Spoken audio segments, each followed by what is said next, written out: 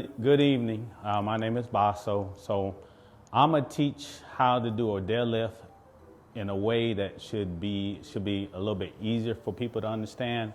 But before I get into explaining my version of the deadlift, it's nothing different other than trying to visually show that how to make it a little bit easier to understand the concept of doing a deadlift.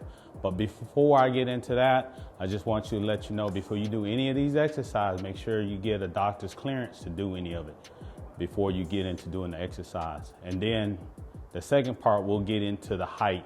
So while height matters, especially with people really trying to engage the glutes, height makes a difference. So if you're like 5'7" or shorter, elevate your deadlifts or just use the smaller weights and just pack on the smaller weights. It's not about the weight, especially when you're trying to grow it. Now, if you're doing a competition like powerlifting, where weight matters, the technique's different. But when you're trying to grow the glutes, it makes a difference when you're trying to grow the glutes. Most of the women that does this is typically they want to grow the glutes or the hamstring. So I'm gonna give a visual why height matters. So I'm 5'9", so you take somebody that's this tall, so when they go down to pick up the weight, look how much lower they got to get down to pick up the weight. So their hips are like at a 90 or slightly below 90. So the next height, somebody that's like 6'5", they're about this tall. So when they do deadlifts, of course, when they use the regular 45-pound plate, they don't have to go as low, and they grab it right here and they come up. But if you notice when they squat, look how much lower their glutes go down, their hips go down. So again, as you get shorter, you don't have to go as low. So my point to this is, if you're 5'5", 5'6", when you go down to pick up the bar using the 45-pound plates, you're only going down this low. So this is the difference here. So you're not even getting the glutes down low enough so you can actually engage the glutes. So when you're doing deadlift, always start off light and perfect the technique. A lot of people will start off like, once they get comfortable, they start putting those 45-pound plates. But if you actually mind-body connection and actually focus on what you're trying to focus on, like your glutes, take your time. Are you really feeling your glutes, or are you feeling your lower back? So 2 options. If you're 5'7" or shorter, you can always use a couple of steps to elevate yourself up when you do deadlifts. The shorter you are, the more elevated that needs to be. So that way, look, so when you go down, you got to get down lower to pick it up. So there's more glute engagement when you lift it up. So just depending on your height, and just practice it. Start off like elevated, like a 1 inch. Next time you do 2 inches, just play with that number. Somebody that's like 5'9" or 5'10" or 5'11", they actually have more glute engagement when they're doing the deadlift versus somebody that's 5'2", picking it up. So height matters. So if you're 5'7" or shorter, 5'7", probably only need to go up like maybe an inch or 2. But when you're floating around at 5'2", 5 feet, you need to go up more, 3, 4 inches. You can use stools, you can use weights to stand on it, whatever you feel comfortable using. Now, we'll get into the actual deadlift now.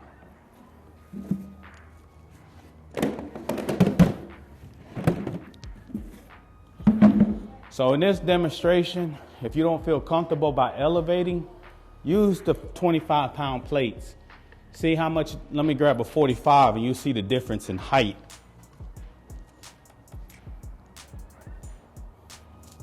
So where I got to put that bar at compared to that, that's elevated higher. So I'm actually going to bring the bar up. So it's going to actually bring the bar up almost 1.5 inches. So when you bring that bar up 1.5 inches, if you're already 5'2", that's 1.5 inches that you're not getting deeper. So once you perfect the technique, start working on elevating your feet so that way you can actually feel your glutes. So now we'll actually go over deadlift. And the way it's simple, you know, this is the way I teach my clients. Now, you may teach it different as far as the technique itself. The technique is all the same. The only difference is here, I'm using the smaller weights and I'm using objects behind me. So if you're a visual person, you can actually see it versus somebody just talking about it. So now we'll get into the deadlift. So when you do deadlifts, you want about feet, shoulder, feet apart. And then what you want to do, the bar needs to go over your feet.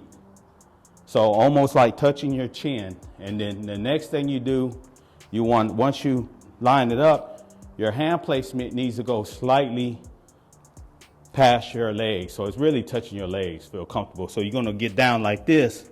The second point of contact is your shoulders. You don't want your shoulders too far back because now you're in a sitting position like too far back. So you want your shoulders slightly above the bar. And also when you do it, when you get down, you want to make sure your knees are not over your toes. You want to be right here and place your feet like that. Grab the bar. And if your knees go over to your toes or further, that's a bad technique. So again, first 3 points. First point, the bar goes over your feet. Shoulder length apart. Once it's there, you want to squat, but you want to squat in the way your knees are not going to your toes. You want to keep it almost like a 90 degree or perpendicular from the ground. It's okay if it moves slightly. I'll say by 8 degrees, 10 degrees, not too far forward. You don't want it to touch your toes or go over your toes. So the second point of contact is your shoulders slightly over the bar. You don't want to be that far back because it's too far. So slightly over the bar, and then once you get over the bar, next thing you want to focus on is your shoulder blades.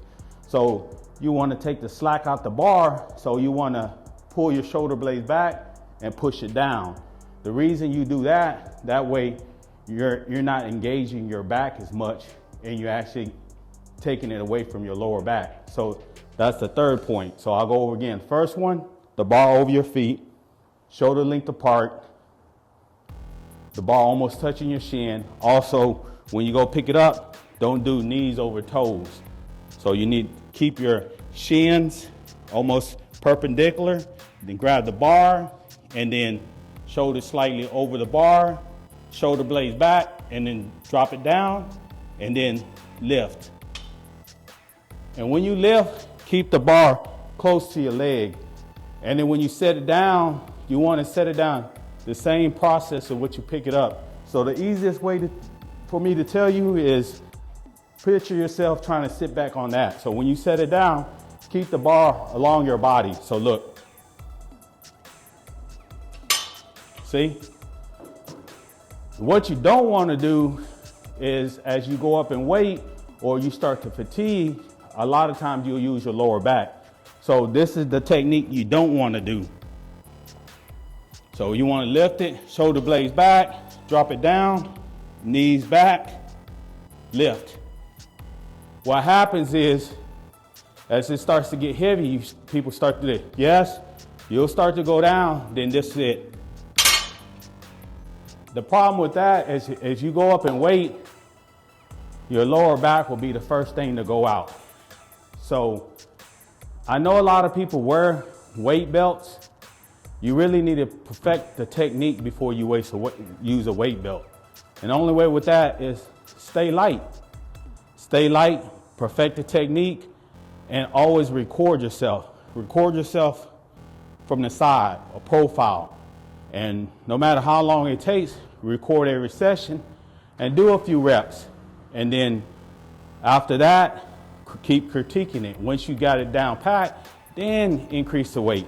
You can increase it a little bit, but if you increase the weight, it's best to use 25-pound plates and don't use the 45 because it raises it up about 1.5 inches. So again, we'll go over it one more time.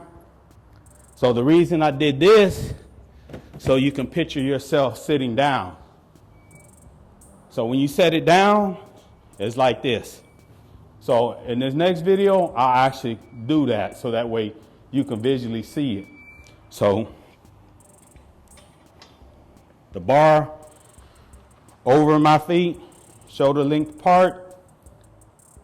I'm gonna grab the bar, but when I grab it, I don't want my knees to go too far forward. So first point, feet, shoulders, feet apart. You wanna go down. See how my knees starting to bow? That means I'm too far forward. So what I'm gonna do, I'm gonna bring it back.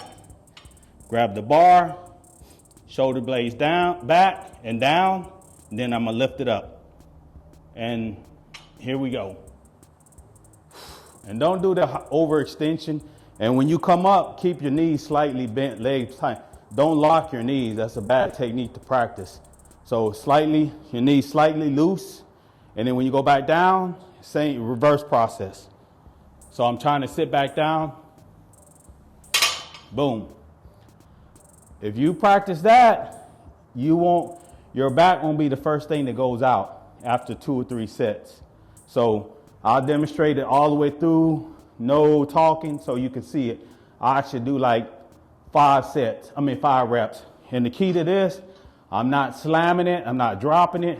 You want control from beginning to end.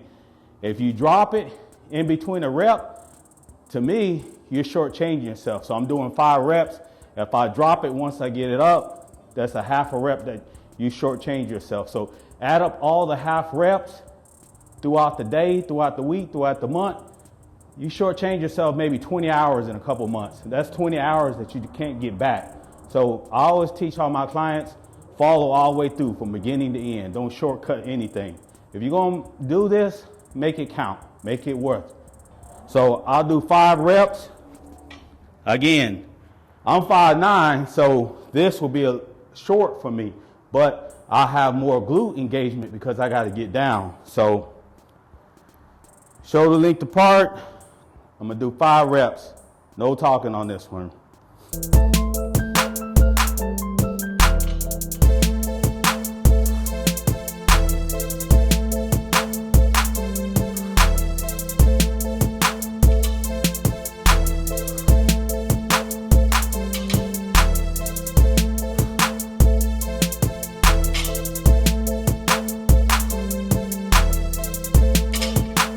All right. Have any questions, you can message me, leave me a message, and whenever I get an opportunity, I'll follow back. I do have an IG account, so you can message me. I'm quicker on the IG account if you message me, and my IG is Baso Shelton, BASOSHELTON. Have a good evening.